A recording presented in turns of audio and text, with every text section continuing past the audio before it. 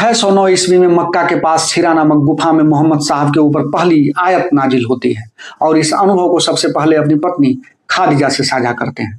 लेकिन क्या आपको पता है, यहीं से शुरू होती है एक ऐसी कहानी जिसमें है संघर्ष, विश्वास और विरोध तथा इतिहास को बदल देने की एक नई ताकत।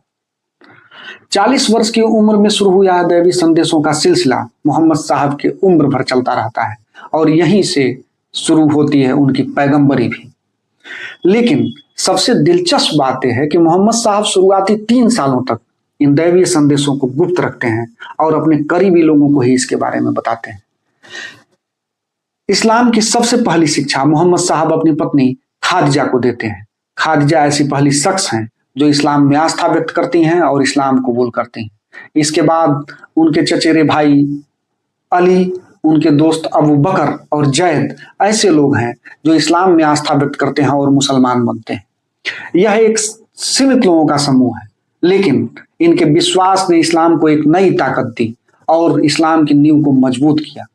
फिर आता है 613 ईस्वी का साल, जब मोहम्मद साहब इस्लाम का प्रचार खुलेआम करते हैं और कहते हैं कि अल्लाह केवल एक है, इसके अलावा और कोई पूजनीय नहीं और मूर्ति पूजा गलत है। ये बातें कुरैश कबीले को बिल्कुल पसंद नहीं आती, पूरे अरब को नहीं पसंद आती, पूरे मक्का को पसंद नहीं आती। लेकिन कुरैश कबीले के विरोध के कारण मोहम्मद साहब का संघर्ष बढ़ जाता है।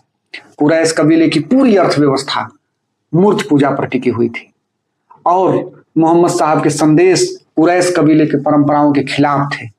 इसलिए मोहम्मद साहब का संघर्ष बढ़ता है, मोहम्मद साहब का मजाक उड़ाया जाता है, उनके अनुयायियों को परेशान किया जाता है, इस्लाम को रोकने की हर संभव कोशिश की जाती है। इतना ही नहीं, इस्लाम के मानने वालों को भागकर इथियोपिया में शरण लेनी पड़ती है। लेकिन ये संघर्ष की शुरुआत है, अंत नहीं।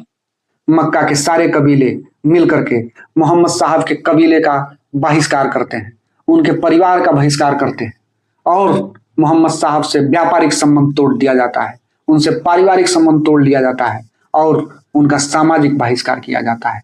यह बेहद कठिन दौर है मोहम्मद साहब के लिए।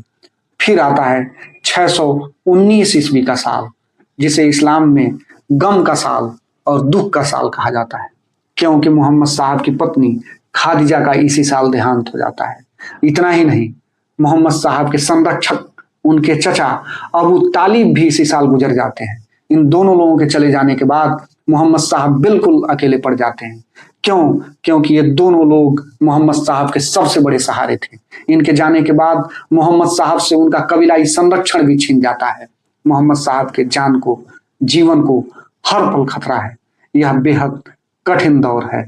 आखिरकार मोहम्मद साहब को मक्का में रहना मुश्किल कर दिया जाता है। मोहम्मद साहब एक ऐसा समय आता है जब फैसला करते हैं अपना शहर, अपना जन्म स्थान और मक्का छोड़ने का। क्या होता है मक्का छोड़ने के बाद?